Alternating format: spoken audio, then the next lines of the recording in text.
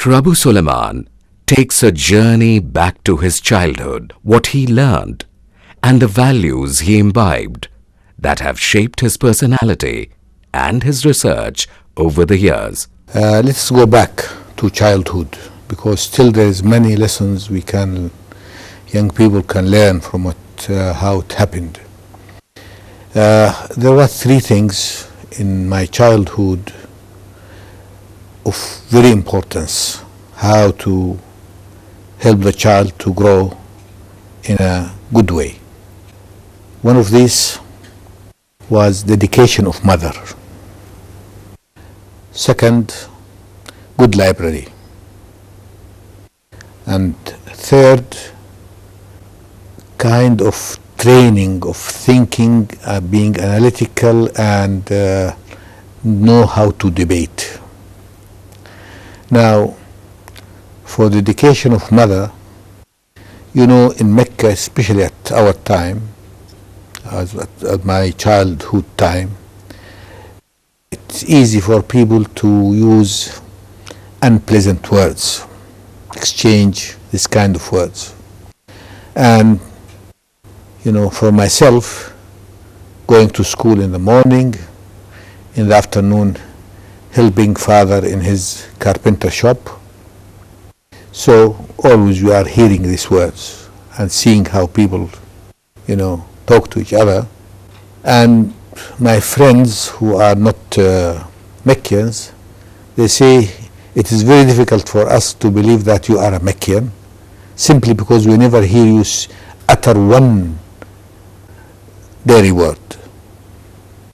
The reason, at home, we never heard one dirty word.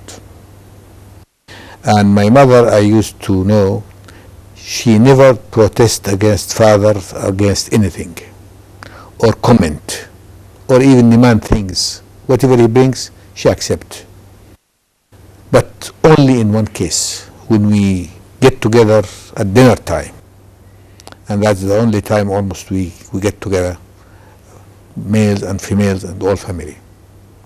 And father, by mistake, utter one word which is not that unpleasant, but still improper. She would say, "No, Abu Muhammad." That's the only time we hear her to protest. I remember one time I came home and I made a quarrel with one of my sisters.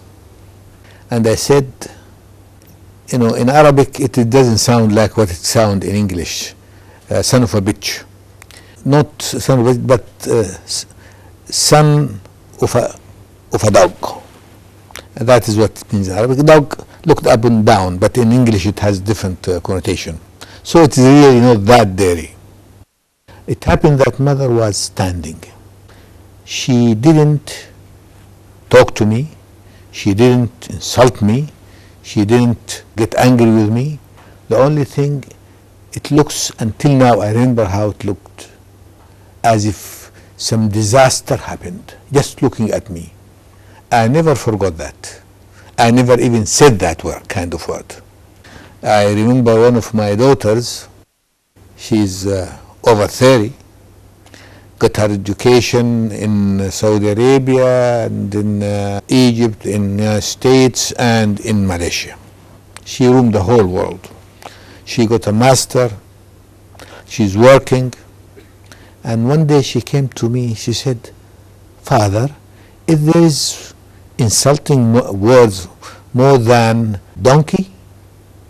I said, "Why?" She said, "I hear things which I never thought could be said." I looked at her and I looked at 30 years old, roaming the whole world, and she doesn't know these kind of things, simply because she never heard at home. That's what the real reason. You know, my father used to smoke bubbly, and mother used to smoke cigarettes. I never thought ever to touch these things. Now, how that could happen? If my father sat just, you know, smoking bubbly and saying nothing, I would imitate him. And especially, you know, how it looks. Look at ladies, alhamdulillah, how they are doing it. I don't know about India, but I know about Arabia. It really looks ugly. Now, how that could happen? he didn't sit there silent. He was always complaining, seeking the help of God to stop it, showing it is a weakness. And one time I was cleaning it for him. He said, do you see this black material? Same will be in my lung.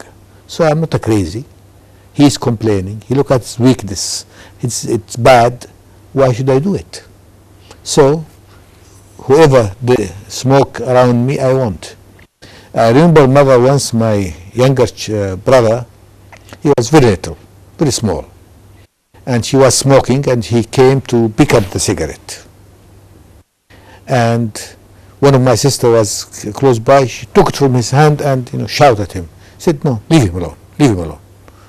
She sat him next to her and prepared another one new cigarette and lighted it and gave it to him. Of course, as a child, he was looking for sweet. When he, put it in his mouth, he didn't find that. He threw it away and forgot it. So, another example, that's how you teach, with example and with patience and understanding. When that younger brother was, in the street in front of our house, something happened, fall from some people, which is they use it to cook the beans. So he was happy to find it and to carry it and bring it home. So I was there and I saw mother. She took the little boy in her hand with whatever in his hand, happy that he brought it from outside this way, and brought him next to the window and make it throw away again. So he understand he would never bring things from outside. So that was the home, the quiet, the peaceful, and the one who is watching on the children, correcting without fighting. And there also the library, where I was reading the Islamic, the Western, the contemporary, the all kind of materials. I was reading it. That was a source of knowledge and keeping the child, learning in his own. And you will be surprised that in family library, children can read much higher than what you think they can, and they will understand. And that is why, when I was Secretary General of World Assembly of Muslim Youth, I suggest to someone and gave him a plan to develop what I call Muslim Family Library, because I saw many homes, there is nothing called library at home. And for these parents who are not, educationists, wouldn't know what to select for their family. So we developed a book selecting different kind of books in different subjects for different family members, parents, children, youth, and so on. So to help these people to be able to build their own library without fear. The third thing, my father, he was a very quiet man. I never heard him or my mother ever talking about people or criticizing or mentioning anything.